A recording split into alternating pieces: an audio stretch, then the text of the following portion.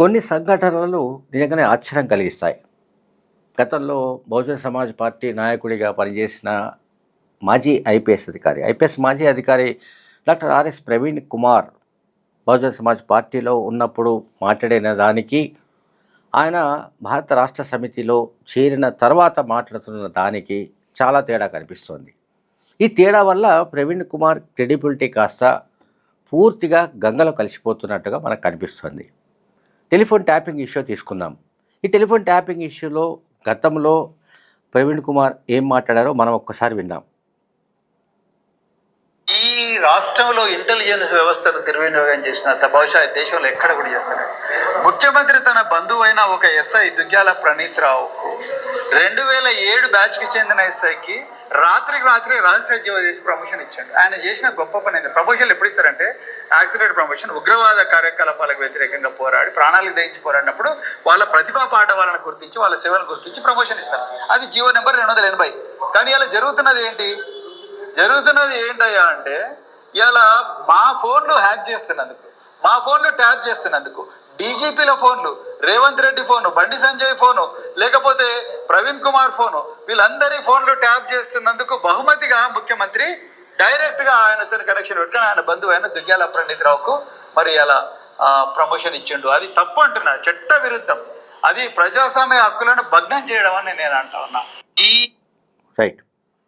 ఆ సమయంలో అంటే బహుజన సమాజ్ పార్టీ నాయకుడిగా ఉన్న కాలంలో ప్రణీత్ రావు అనే ఎస్ఐకు, అంటే 2007 బ్యాచ్కి చెందిన ఎస్ఐ ప్రణీత్ రావుకు, దుగ్గ్యాల ప్రణీత్ రావుకు డిఎస్పి ప్రమోషన్ ఇవ్వడం అన్నది చట్టవిరుద్ధం, రాజ్యాంగ విరుద్ధం, ఇవన్నీ మాట్లాడారు.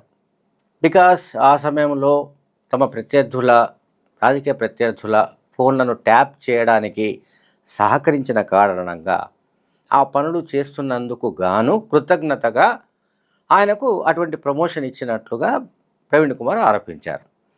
తర్వాత సీన్ కట్ చేస్తే ఆయన బీఆర్ఎస్ చేరిన తర్వాత, కేసీఆర్ భక్తుడిగా మారిన తర్వాత, ఇంకా చెప్పాలంటే కేటీఆర్కు కరసేవకునిగా మారినట్లుగా కూడా ఆరోపణలు వస్తున్నాయి అనుకోండి.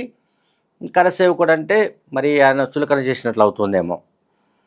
ఈ కరసేవ ఎక్కడి దాకా వెళ్ళిందంటే ఆల్మోస్ట్ ఇప్పుడు సిట్ అంటే ఫోన్ ట్యాపింగ్ కేసు విచారణ జరుపుతున్న సిట్ సారథి, city police commissioner VC Sajjanar పైన 7 కేసులు ఉన్నట్టుగా ఆయన ఆరోపించాడు. అక్కడి దాకా కరసేవ వెళ్ళింది. ప్రవీణ్ కుమార్ ఎప్పుడైతే ఆయన మీద ఇప్పుడు ప్రజెంట్ సిటీ పోలీస్ కమిషనర్ పైన 7 కేసులు ఉన్నాయంటూ ప్రవీణ్ కుమార్ వ్యాఖ్యానించారో, సజ్జనార్ తక్షణం స్పందించారు. ఒకవేళ నా పైన 7 క్రిమినల్ కేసులు ఉన్నాయని మీరు కనుక ఆ కేసుకు సంబంధించిన అంటే ఆ కేసులని నిరాధారమైన ఆరోపణలు చేస్తున్నారు, మీ దగ్గర ఉన్న ఇన్ఫర్మేషన్ ఏదైనా సరే మొత్తం, అంటే కేసుల వివరాలు, ఎఫ్ఐఆర్ డీటెయిల్స్ అండ్ ఏ సెక్షన్లు పెట్టారు, ఛార్జ్షీట్ల సంగతి ఏమిటి, అండ్ కోర్టు జ్యూరిడిక్షన్లో కేసులు నాపై నమోదై ఉన్నాయి, వీటన్నిటికి సంబంధించిన వివరాలు 48 గంటల్లోపు మీరు కనుక ప్రొడ్యూస్ చేయాలి. ఒకవేళ ప్రొడ్యూస్ చేయలేకపోతే, అంటే ఈ 48 అవర్స్ లోపు ప్రొడ్యూస్ చేయకపోతే మీపై క్రిమినల్ చర్యలు తీసుకుంటానని SIT chief police commissioner Sajjanar హెచ్చరించారు. ప్రవీణ్ కుమార్ను. ఇప్పుడు ప్రవీణ్ కుమార్ పరిస్థితి ఏమిటన్నది మనకి ఇంకా తెలియదు. ప్రవీణ్ కుమార్ స్పందన తెలియవలసి ఉంది. ఇదంతా కూడా జనవరి 23న జరిగిన సంఘటన మనందరికీ తెలుసు. ఫోన్ ట్యాపింగ్ కేసులో BRS party working president KTR SIT విచారణకు హాజరయ్యారు. సరే, సిట్ విచారణకు హాజరైనప్పుడు తానే ఎదురు ప్రశ్నలు వేశారని, తన ప్రశ్నలకు సిట్ అధికారులు ఉక్కిరి బిక్కిరాయని, వాళ్లకు ముచ్చెమటలు పట్టాయని ఈ కథనాలన్నీ బీఆర్ఎస్ మీడియాలో వస్తున్నాయి. లోపల ఏం జరిగిందో మనకెవరికి తెలియదు. అయితే సిట్ అధికారులైనా చెప్పాలి, లేదా సిట్ విచారణకు హాజరైన కేటీఆర్ అని చెప్పాలి. సరే, కేటీఆర్ బయటకు వచ్చి ఏమేమి చెప్పారో మనందరికీ తెలుసు. బీఆర్ఎస్ మీడియాలో కూడా చాలా ప్రధానంగా మనకు కనిపిస్తోంది. నిలదీసిన కేటీఆర్ 7 గంటల పాటు విచారణ, నీళ్లు నమిలిన సిట్. అంటే సిట్ ముందు కేటీఆర్ ఎదురు ప్రశ్నలు వేస్తే దాంతో సిట్ అధికారులు నీళ్లు నమిలారు. అంటే వాళ్ళు ఉక్కిరి బిక్కిరి అయిపోయారు. వాళ్ళకు ఉక్కిరి బిక్కిరి అయిపోయారు. తర్వాత ఆ పార్టీల వాళ్ళు అంటే మాకు ఇచ్చిన వాళ్ళే అంటే ఏంటి, ఎలక్టరల్ బాండ్స్ను ఎన్నికలకు ముందు 2023 ఎన్నికలకు ముందు ఎలక్టరల్ బాండ్స్ పెద్ద ఎత్తున కోట్లాది రూపాయలు బీఆర్ఎస్ పార్టీకి విరాళంగా వచ్చాయి.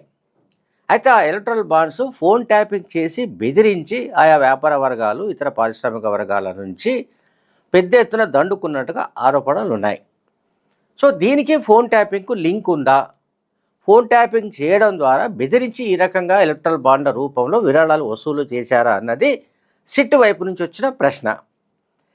దానికి కేటీఆర్ జవాబు చెప్పింది ఏమిటంటే, అకార్డింగ్ టు బీఆర్ఎస్ మీడియా ఏంటంటే, మాకు ఇచ్చిన వాళ్ళే అంటే ఎలక్టరల్ బాండ్స్ రూపంలో మాకు విరాళాలు ఇచ్చిన వాళ్ళే మిగతా పార్టీలకు కూడా ఇచ్చారు.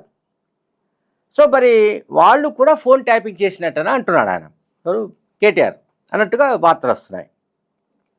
ఇక్కడ ఫోన్ ట్యాపింగ్ చేయగలిగిన పరిస్థితి కానీ చేయగలిగిన వ్యవస్థలు కానీ సాధారణంగా ఎవరి దగ్గర ఉంటాయి, ప్రభుత్వం దగ్గర ఉంటాయి.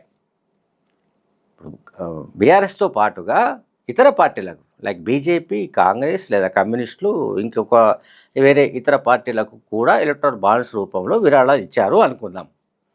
ఆ విరాళాలు ఇచ్చినా కూడా ఎలక్ట్రల్ బాండ్స్ రూపంలో ఇస్తే వాళ్ళు ఫోన్ ట్యాపింగ్ చేసి బెదిరించి భయపెట్టి వసూలు చేసినట్లుగా మనం అనుకోవడానికి ఛాన్స్ లేదు. సో ఇదొక యాంగిల్, ఇది సిట్ విచారణకు సంబంధించిన యాంగిల్. సో ఇప్పుడు ప్రవీణ్ కుమార్కు సంబంధించిన యాంగిల్ ఏంటంటే, నేను ఇంతకుముందు చెప్పినట్టుగానే ఆయన కేసీఆర్, కేటీఆర్ ఆ ఇద్దరి భక్తి పారవశ్యంలో మునిగిపోయి పాపం ఆయన ఈ రకంగా వాళ్ళ అంటే వాళ్ళ పట్ల తన భక్తిని చాటుకోవడానికి, తన విధేయతను మరింతగా ప్రదర్శించడానికి ఆయన ఈ వ్యాఖ్యలు చేస్తున్నట్టుగా భావించాలి. తాజాగా ఆయన చేసిన వ్యాఖ్యలు ఏంటంటే, అసలు ఫోన్ ట్యాపింగ్ అనేది లేదు, జరగలేదు, అదంతా ఉత్తదే అన్నాడు.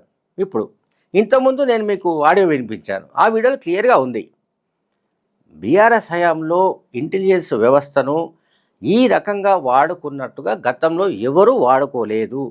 ఎవరు దీన్ని ఈ వ్యవస్థను అంటే ఇంటెలిజెన్స్ వ్యవస్థను ఇదివరకు ఏ ప్రభుత్వం కూడా ఇంతగా భ్రష్టు పట్టించలేదని కూడా ఆయన ఆరోపణలు గుప్పించారు.